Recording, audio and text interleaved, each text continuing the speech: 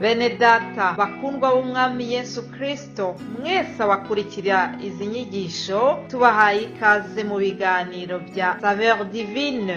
Ibi biganiro mu bitegurirwa n'abavugabutumwa bwiza batandukanye, akaba ari umuhamagaro ugendera ku ijambo ry'Imana byanditse mu gitabo cy'ubutumwa bwiza uko bwanditswe na Matayo ibice 24 umurongo wa 14. Kandi ubutumwa bwiza bw'ubwami buzigishwa mu isi yose ngo bube ubuhamya bwo guhamiriza amahanga yose, nibwo imperuka izahera ko ize. Ibi biganiro mubikurikira ku channel ya YouTube yitwa Saveur Divine. Tubifurije kugubwa neza. Imana Data ari nayo So ibaha umugisha.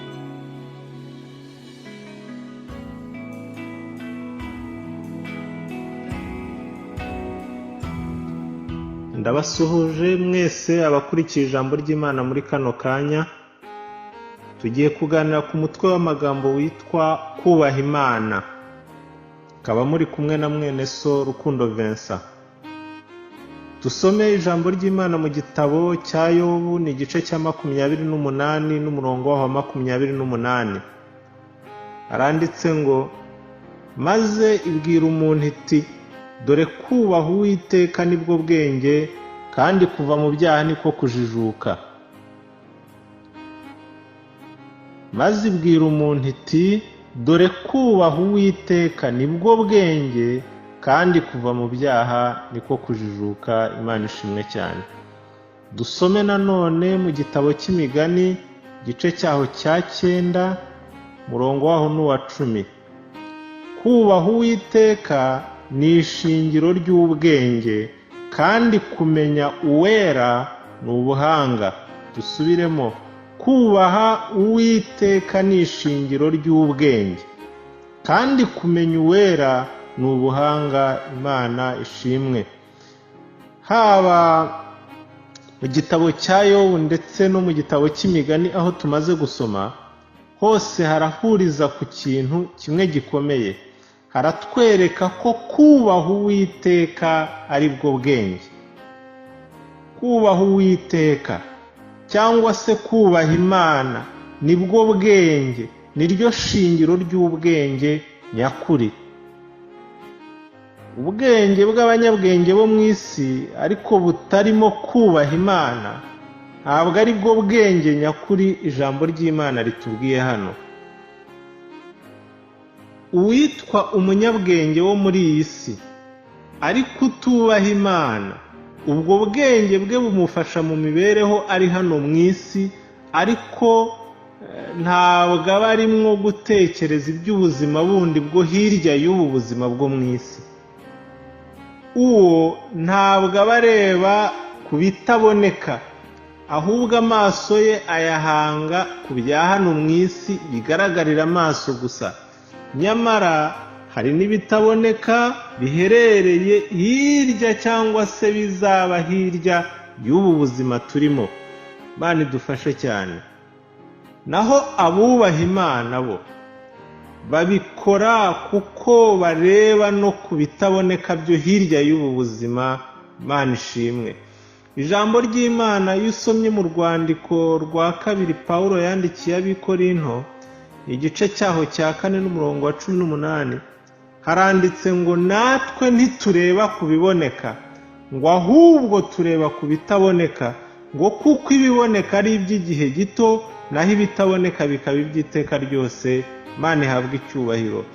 Natwe twebwe abizera, twebwe abakiriye Kristo akaba umwami, akatubera n'umukiza w'ubugingo bwacu, natwe ntitureba ku biboneka, ahubwo tureba ku bitaboneka, ngo kuko ibi biboneka ni iby'igihe gito byo muri ubu buzima, bigira iherezo, ubu buzima burarangira, ngo ariko ibitaboneka byo ni iby'iteka ryose, ni iby'ubuzima bw'igihe kirekire, hirya y'iyi mibereho migufi tubaho turi hano muri iyi si.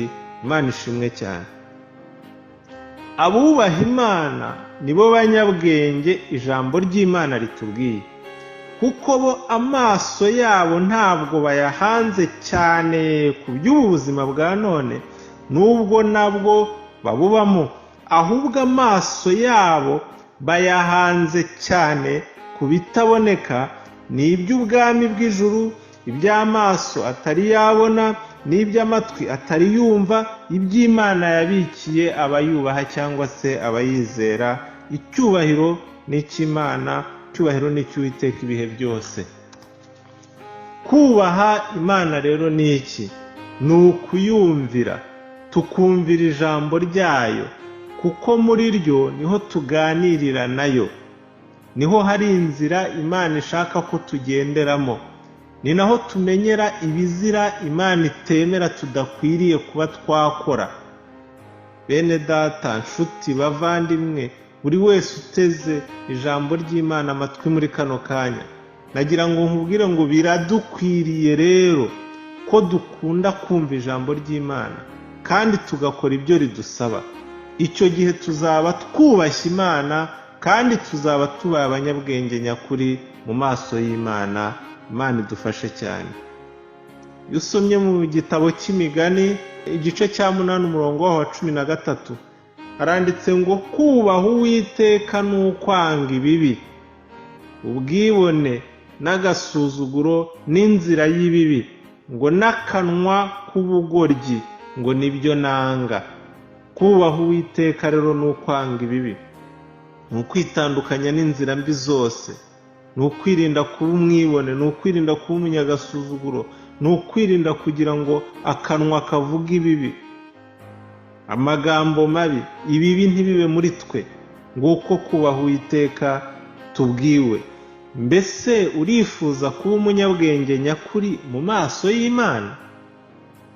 Itandukanye n'inzira z'ibibi zose, ijambo ry'Imana ririmo kukubuza, maze ugendere mu nzira ijambo ry'Imana rikuyobora. Icyo gihe uzaba ubaye umunyabwenge nyakuri, kandi uzaba urimo kwita no ku by'ubuzima bundi bwo hanyuma y'ubu turimo ku isi. Uzagororerwa, uzabana n'Imana mu bwami bw'ijuru iteka ryose, kuko uzaba warayubashye. Imana iduhana umugisha. Ndakwifuriza kubaha Imana kuko ari bwo bwenge nyakuri. Imana idushoboze kugira ngo tuyubahe, nibwo tuzaba tubaye abanyabwenge nyakuri Imana yishimira. Nibyo nkwifuriza, nanjye nibyo nifuriza mu izina rya Yesu Kristo. Amen.